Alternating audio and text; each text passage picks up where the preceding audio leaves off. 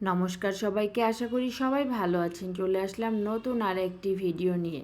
বাঁধাকপি যারা খেতে ভালোবাসেন তারা পরিমাণ মতো লবণ আর একটু পানি দিয়ে বাঁধাকপি ঢাকনা দিয়ে ঢেকে ভাপিয়ে নেব। যেহেতু বাঁধাকপি এখন গন্ধ করছে, খাওয়া যাচ্ছে না, তাই একটু অন্যরকম করে বানিয়ে নিলাম।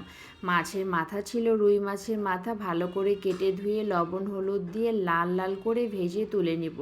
একটু সময় নিয়ে ভাজবো, মাথাটা যেন কাঁচা না থাকে। শুকনা মরিচ, জিরা, তেজপাতা সম্বার দিয়ে পেঁয়াজ, রসুন, আদা কুচি দিয়ে দিলাম আর খুব লাল লাল করে ভেজে নেব। পরিমাণ মতো লবণ দিয়ে দিব আর চাক করে কেটে রাখা আলুটা দিয়ে দিলাম।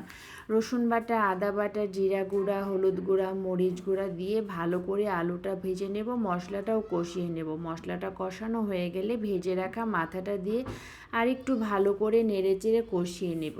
আর বাঁধাকপিটা যেহেতু ভাপিয়ে রেখেছিলাম, যাতে এখানে পানি না থাকে, হাত দিয়ে চিপে চিপে আমি মাথার মধ্যে দিয়ে দিব।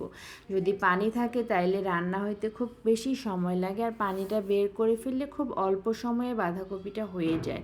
বাঁধাকপি খেতে খুব ভালোবাসি, তাই যতদিন পর্যন্ত খাওয়া যায় ততদিন একটু টেস্ট করে খেতে ভালো লাগে। আজকে বানিয়েছিলাম, খুব মজা হয়েছে, তাই ভিডিওটা শেয়ার করলাম আপনাদের সাথে। যতটা বাঁধাকপি মজে ততটাই কম হয়ে যায়, যেহেতু এখন বাঁধাকপির সময় না, সেহেতু একটু পেঁয়াজ, তেল, মশলা একটু যতটা বেশি করে দেওয়া যায় ততটাই ভালো লাগে। আমার বাঁধাকপিটা মোটামুটি তৈরি হয়ে গেছে। রুটি বা গরম ভাত দিয়ে খেতে খুব ভালো লাগবে। আর একটু নেড়ে চেড়ে আমি বাঁধাকপিটা নামিয়ে নিলাম। আমার ভিডিওটি যদি ভালো লাগে লাইক, কমেন্ট, শেয়ার করে পাশে থাকবেন।